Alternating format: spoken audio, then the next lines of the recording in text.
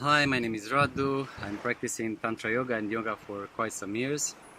And I wish I could only have the time to share all the wonderful benefits that this brought into my life, both from the inner personal development and transformation point of view, as well as from the physical health and well-being perspective.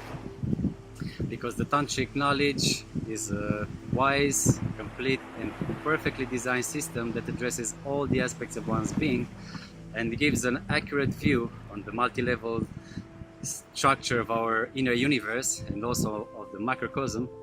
And when we have all of these uh, perspectives, all of a sudden we have the Eureka moment, because everything starts to make sense. Even before we were kind of searching, we had some clues, but we didn't know how to connect the dots.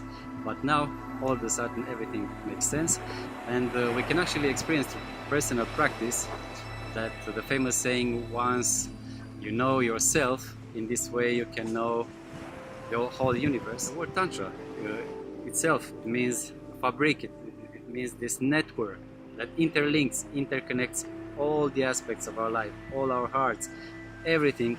It's interlinked. And the secret bonding was the secret bonding. It's love.